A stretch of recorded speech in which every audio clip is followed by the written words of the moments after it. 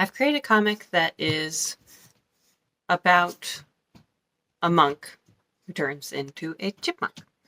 And there's not hidden meaning or anything by it. It's just a funny where I took the word chipmunk and I took it apart so I could put it back together. I started out by doing thumbnails, which has actually become quite easy and somewhat enjoyable.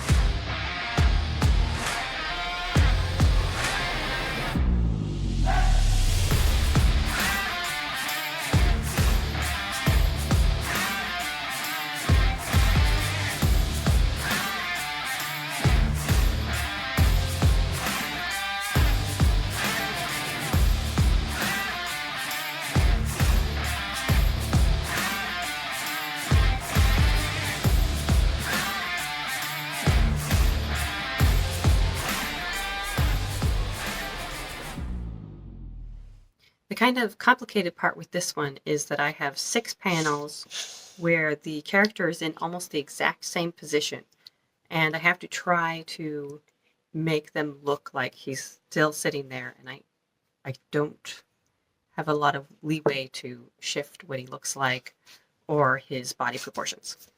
Taking one picture of a monk who was roughly in the same position that I wanted, and I sketched him out, and then I sketched out kind of an idea of what my idea of what a chipmunk would look like in a meditative position. At first I wasn't sure what to do with the tail. I was thinking maybe I could have it like coming up the back, but I thought wrapped around would be nice because it was kind of, it would work with the leg positioning. And then after that is all planned out, I went over to starting on the actual comic. It took me a while to figure out how I wanted to do each of the panels. At first I was thinking maybe I would have a block for the title, and then I would kind of maybe have one panel next to it and then 4 panels under to equal 9. But that didn't really work out based on the dimensions of the paper that I had to work with. It would have, the panels would have ended up being smaller, and so pretty much the same size as my thumbnails, which I wanted it to be a little bigger. So then I just made each of the 9 panels the exact same size, at least pretty much, and wrote the title just real small at the top. I figured it's not a big deal. This is all just for practice and fun anyway.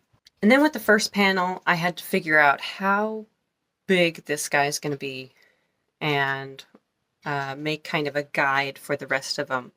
So I made a upside down T to show roughly where he's going to be sitting, and then behind I have the kind of like a horizon line or the background line, which I'm not sure what I'm going to do with yet.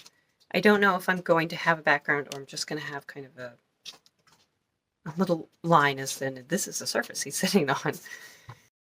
For drawing the chipmunk, I started having him in the same proportion as the monk, but I realized he was so tiny I wouldn't be able to do much detail. So I kind of zoomed in the camera in a sense and made the chipmunk look a lot bigger. But then I realized that from the way the camera would have moved, it would have made the chip bowl look a lot bigger. So then I sized that up, and I hope that it looks fairly clear. When I started the inking, I went over each of the faces first to try to correct some subtle shifts that have been kind of happening when I was doing the initial sketches. And I tried to make each line the same. So that helped a little bit to make him look more similar in each shot. As I was inking the rest of them, I realized that this comic would look a lot better if I did it in color because it's so simple. It needed something a little bit more. So then I went over picking out all my colored pencils and finding the colors that I think would work best. So I made myself a little kind of a guide so I could remember which colored pencils to use for what. After I'd finished coloring him in, I realized that he looked kind of strange sitting on the blank ground. So then I tried to figure out what should I do with the ground he's sitting on.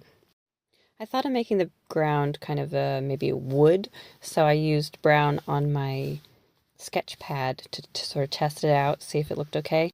And then I went ahead and put it on the actual comic. I picked a teal color for the chip bowl to kind of complement the orange of the robes. And then here is the finished comic.